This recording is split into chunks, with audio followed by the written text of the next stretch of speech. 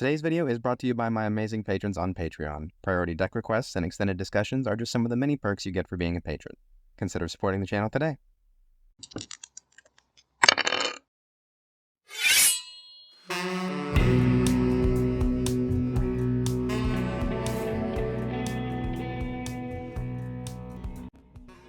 Welcome back to today's build.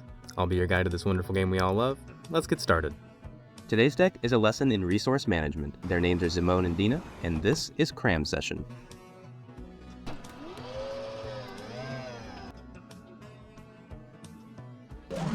Zimone and Dina are a 3/4 for 3 mana in each of our colors that will drain an opponent on our second card draw, and tap to sacrifice a creature for a growth spiral effect. And if we have enough lands in play, we could double up on that effect. This first ability is doing the most work when it's repeatedly directed at the same opponent. The best players to choose for this are players who use their life total as a resource. We'll keep an eye out for ways to draw cards on enemy turns, but we won't emphasize it because our commander's second ability does that already. So we'll work on meeting that 8 land condition ASAP, so we won't waste to put extra lands into play, and we're losing the least tempo when those lands would come in tapped anyway. So try not to deploy basics with this ability. We actually have several different lines to reach the 8 land threshold the very first time we activate our commander on turn 4, so these are what to look for with your mulligans.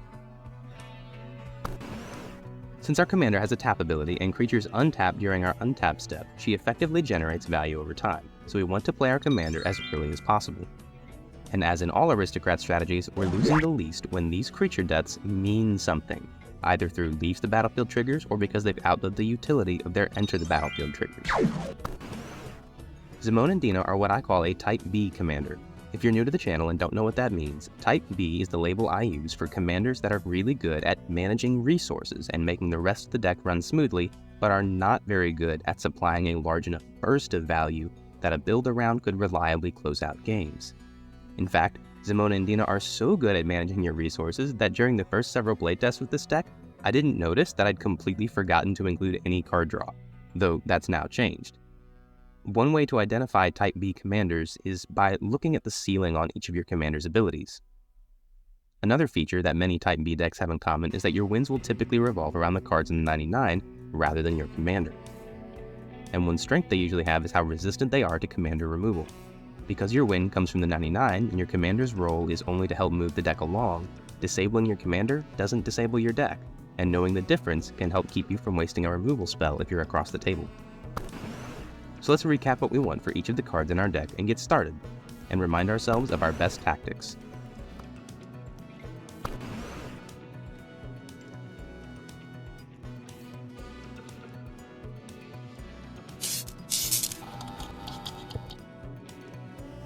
Kodama's Reach, Cultivate, and Conduit of Worlds all have mana costs that are awkward for the deck to bear.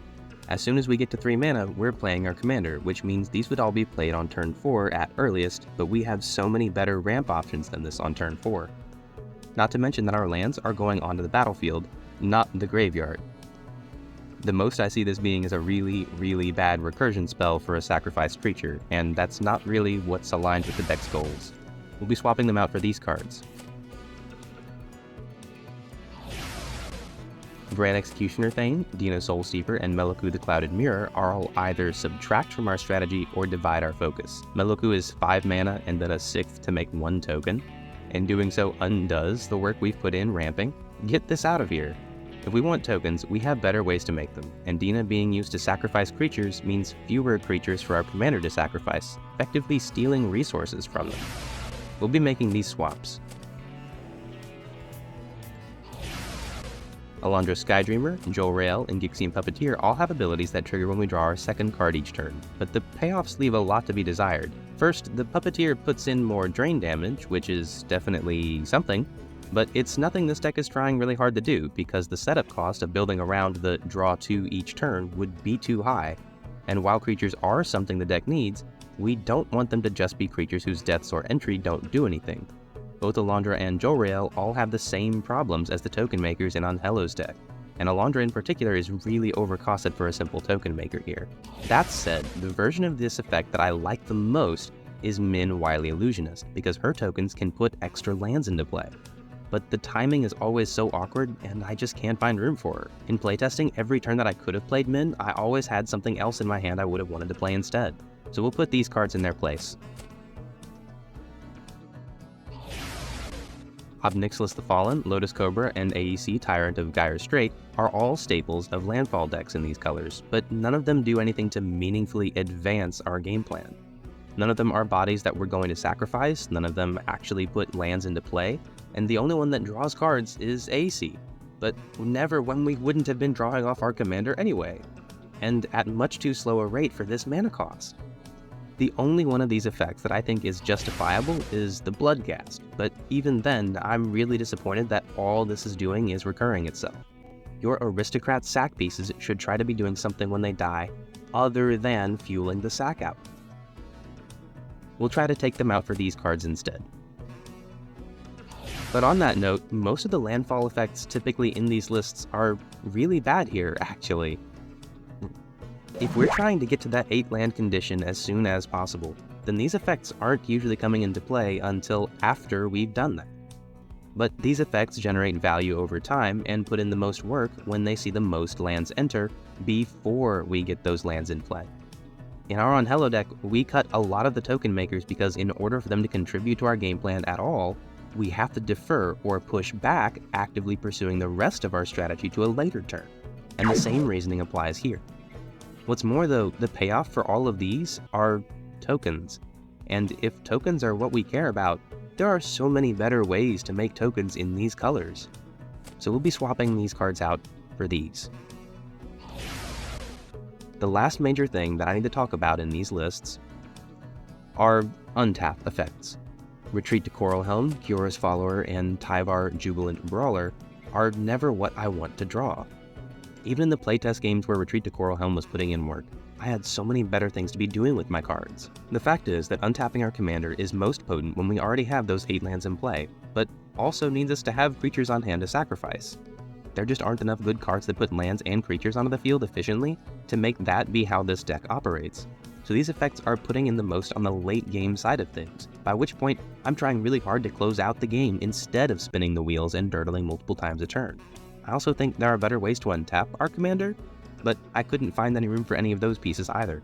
And since ours is a Type B commander, just like Babala's Saga, it's really not that big a loss if we're not running this ability several times a turn. Our commander manages resources for us, but the commander is not the focus.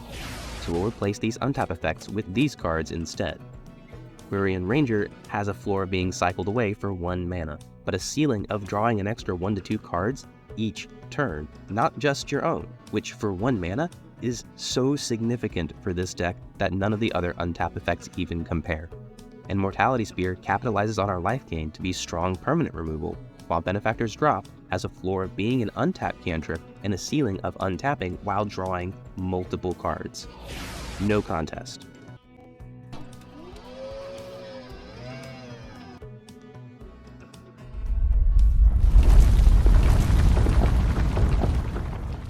So what do our lands look like?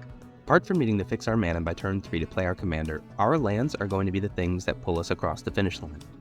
Remember that the lands we put into play with our commander come in tapped, so we're losing the least value on this when those lands would come in tapped regardless. While there are many tap lands out there, there's only one collection of lands that can flip the script, and that's gates.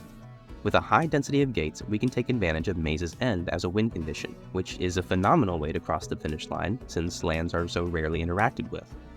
Since our commander's ability can be used on any turn, we can use it to play Maze's End tapped on the instant before our own, and untap with our win con intact.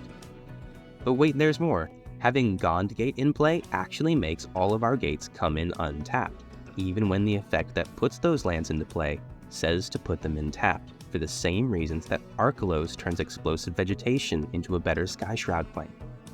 We can get these lands in untapped with Zimone and Dina and chain our new mana into more and more spells. Basilisk Gates pairs spectacularly well with Rampant Rejuvenator and Traverse the Outlands to fetch a hilarious number of lands into play. Gates are just so natural for this deck. The other 2 lands worth mentioning are Bojuka Bog and Field of the Dead. Field of the Dead is a bit pricier than I'd normally like to spend on a single card, but in this case, the utility it provides is absolutely worth it. and since I'm a big believer in every deck having graveyard hate, Bojuka Bog is too good to pass up here. Since we're running Field of the Dead, I've swapped out some of the basics with snow basics as well. Just the cheaper snow-covered swamps mostly, but these will count as basics that we can fetch that will have different names than other lands and count towards Field of the Dead's threshold.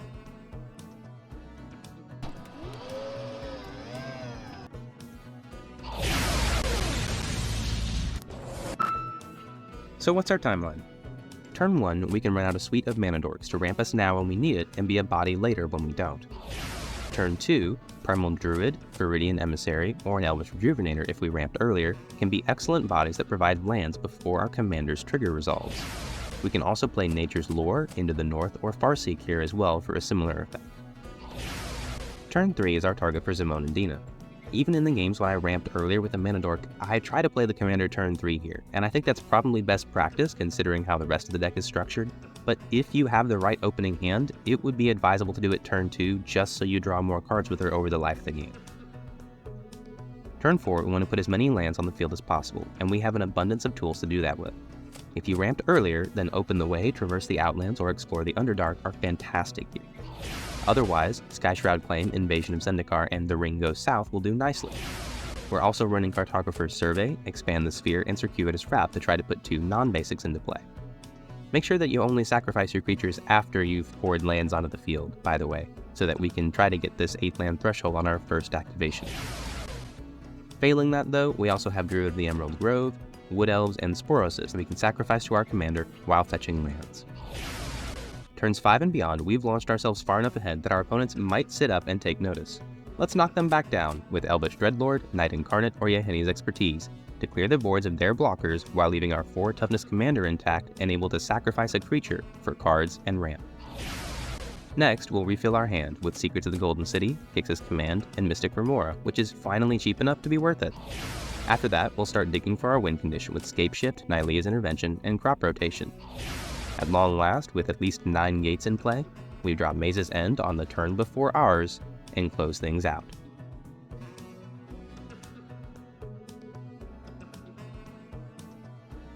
This deck is remarkably consistent in playtesting. It has enough interaction to be able to protect its game pieces and hold back opponents, enough creatures to keep churning through the deck, and spews so many lands into play. The trick is adjusting to the mindset that the game won't be won in onboard power, but by clearing out the small creatures and letting the life gain keep you alive long enough to win.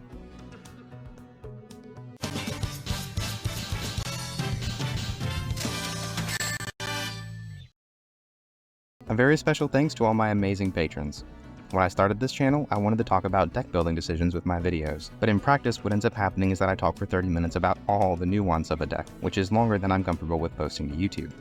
Here, patrons can request priority deck techs, access extended discussions on their favorite decks, in-depth guides on complex game actions, and more.